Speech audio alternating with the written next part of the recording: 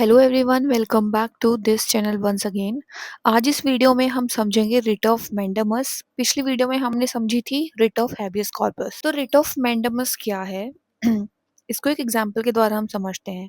सोचिए आपको कोई लाइसेंस इशू कराना है, आप एक एप्लीकेंट हैं, आपने सारी कंडीशंस फुलफिल कर ली हैं और आपको अब आपका लाइसेंस इशू हो जाना चाहिए, लेकिन जो लाइसेंसिंग अथॉरिटीज हैं वो आपको लाइसेंस इशू नहीं कर रही हैं। तो अब आप कौन हुए? एक अग्रीव्ड पर्सन हुए और यहाँ पर आपके राइट का वॉयलेशन हुआ। राइट क्या था आपका? कि आपको लाइसेंस इशू हो जाना चाहिए था। तो यहाँ पे अब आपके पास क्या ऑप्शन बचता है? अब आपके पास ये राइट आ जाता है कि आप जो अपनी रेमेडी है, you can seek the remedy through the writ of mandamus. Example देख के हमें समझ में आता है कि जब हमारा कोई राइट वॉयलेट होता है किसी पब्लिक अथॉरिटी के द्वारा या फिर किसी अथॉरिटी की कोई ड्यूटी है और वो उस ड्यूटी को परफॉर्म नहीं कर रहा है, उस टाइम पर हम कोर्ट से रिट ऑफ मैंडेमस इशू करा सकते हैं। तो मैंडेमस जो वर्ड है उसका मतलब क्या है? मैंडेमस का मतलब है ऑर्डर या फिर वीक कमांड। मैंडेमस एक कोर्ट ऑर्डर होता है जो किसी पब्लिक ऑफिशियल को, गवर्नमेंट एजेंसी को या फिर लोअर कोर्ट्स को भेजा जाता है। ठीक है।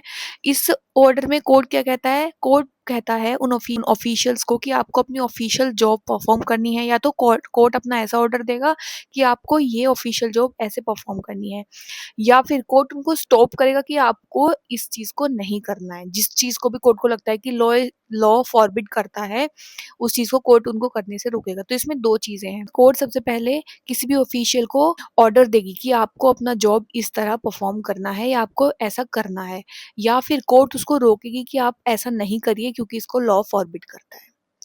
तो ये है writ of mandamus.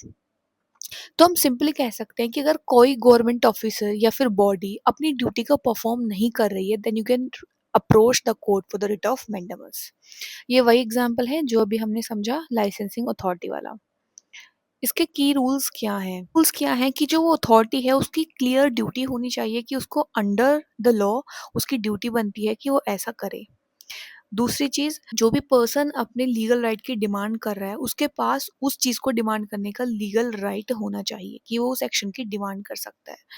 Third is it is used when no other normal legal fix works, यानी जब उसको लगता है कि मेरे पास अब कोई ऑप्शन नहीं है अपने राइट को एक्सरसाइज करने का, तो वो फिर कोर्ट के पास जाता है रिट ऑफ मैंडेमस इशू कराने के लिए। तो it is used when no other normal legal fix works.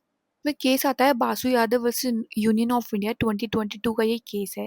इसमें इलाहाबाद की हाई कोर्ट ने ये रिट ऑफ मैंडेमस इशू की और जो भी रीजनल पासपोर्ट ऑफिसर था उसको ऑर्डर्स दिए कि आप पिटिशनर को पासपोर्ट इशू करिए। अब क्वेश्चन उठता है कि कब writ of mandamus court issue नहीं कर सकती।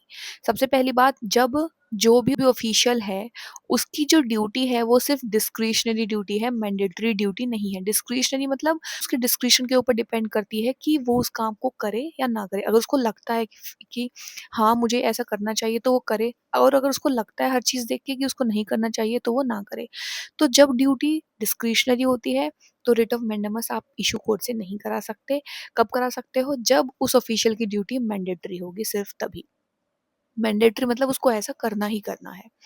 सेकंड इज, ये किसी भी पब्लिक इंडिविजुअल के अगेंस्ट, प्राइवेट ऑर्गेनाइजेशन के अगेंस्ट इशू नहीं कराई जा सकती, क्योंकि ये क्या है, इनके पास कोई पब्लिक ड्यूटीज नहीं है परफॉर्म करने के लिए।